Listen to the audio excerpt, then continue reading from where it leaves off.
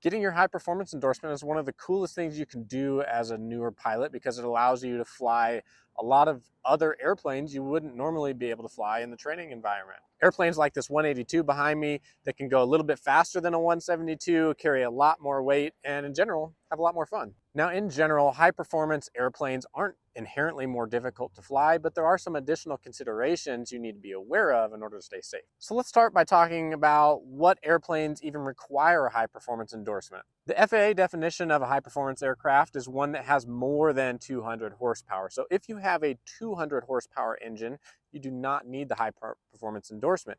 But if you have an engine that has 201 horsepower, now you need it. One really common example I see of this is the Piper Arrow. The non-turbo version typically has a 200 horsepower O360 in it. But if you go up to the turbo version of the Arrow, it typically has a 201 horsepower engine in addition to the turbocharger. So now that one extra horsepower is the difference between you needing that high performance endorsement and you not. Now in cases like that where it's a very small difference in horsepower between what's required and what's not, the differences in how it flies is pretty negligible. But as you go up in horsepower, those differences are much more profound. Okay, so now that we know when it's required, let's talk about what is required in order to earn that endorsement. So for any endorsement, and the high performance endorsement is no different, all you need to do is receive and log both ground and flight training from an authorized instructor. So in theory, you could receive 6 minutes of ground instruction and then go fly one lap around the pattern.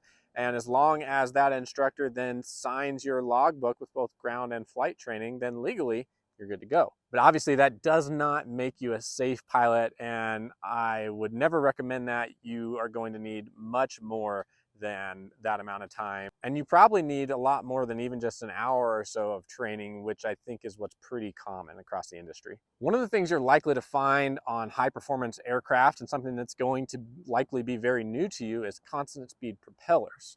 However, there are airplanes that are more than 200 horsepower that don't have constant speed propellers. So although many of them do, just know that some might not. And that's why this training is not about constant speed propellers. It's about the higher horsepower of those engines and the speed and everything that's associated with it. And that's actually one of the issues I see with high performance training, is a very heavy emphasis on learning constant speed propellers and completely glossing over the other aerodynamic forces at play that are really what you need to know to be safe in these airplanes. So for the purposes of this video, I'm not going to get into constant speed propellers because that's not what the high performance endorsement is really about. I do have another video on that I'll link at the end of the video. So if you're curious about that, go watch that video as well. All right, so typically the bigger an engine is, the more heat it's going to generate.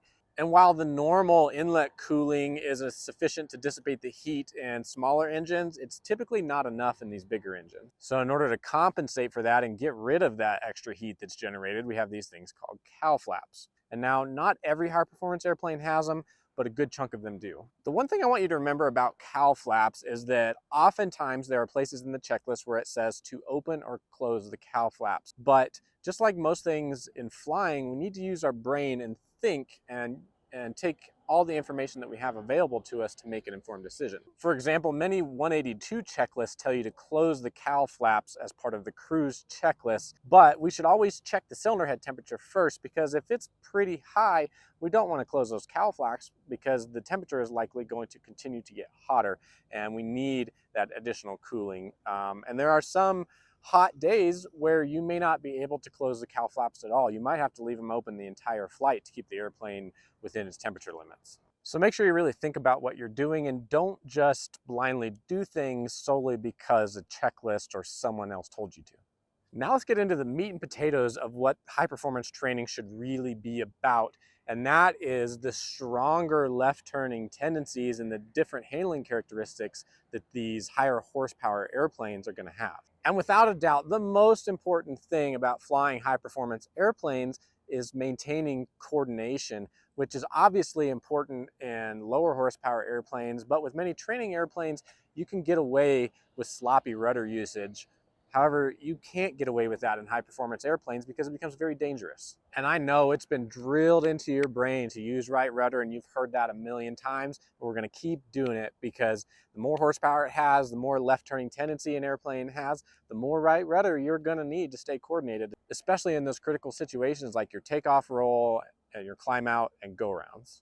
But you may be wondering why we have all these stronger left turning tendencies in the first place. So let's talk about that for a second. The more horsepower you have, the more torque that engine is going to have. And the more torque that engine has, the more it wants to roll that airplane to the left. In addition, higher horsepower airplanes are generally producing more thrust, which is affecting all three of the other components of left turning tendencies: P factor, gyroscopic precession, and the spiraling slipstream. You also tend to have bigger propellers on these higher performance airplanes, which is going to increase that gyroscopic precession and P factor. All these things combine to create what is, in my opinion, the most critical part of transitioning to high performance airplanes, and that is the go around. Now that we're talking about the go around, another thing you probably haven't considered yet is trim. And like this 182 behind me, it has a pretty heavy engine in it, especially compared to like a 172. So you're going to be using a lot more nose up trim during your approach. So when you execute a go around, you need to be prepared for that abrupt pitch up that is not only because of the higher horsepower that's available to pitch the nose of the airplane up, but also that nose up trim that you're going to have to be ready to counteract. And for this reason, go-arounds are one of the most important things that I cover when I teach high performance training, because I think it's probably the most dangerous situation for unprepared pilots. In your primary training, you should have learned that your right foot needs to be connected to the throttle, right? So as you add power, you need to be adding more right rudder because those left turning tendencies are going to increase as you add power, which means you need more right rudder.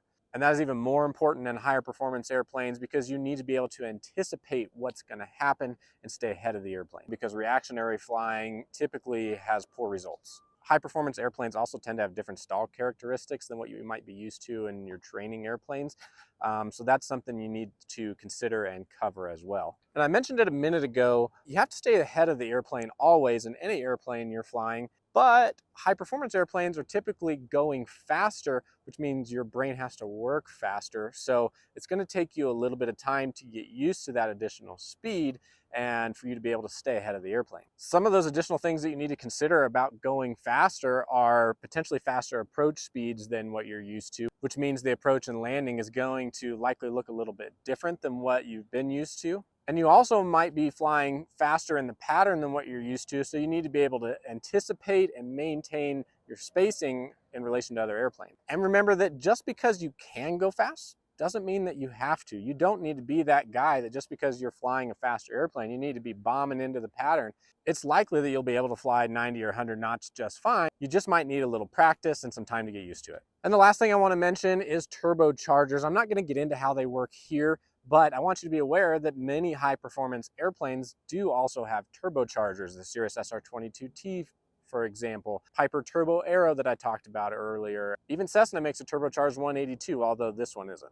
And turbochargers involve some different considerations with how to operate them. They're not necessarily going to make a huge difference in how the airplane performs as far as the handling characteristics of it, but you do need to know how to operate them so that you don't damage the engine or the turbocharger. Okay, that pretty much covers it. That's all the hot topics that you really need to cover in your high performance transition training.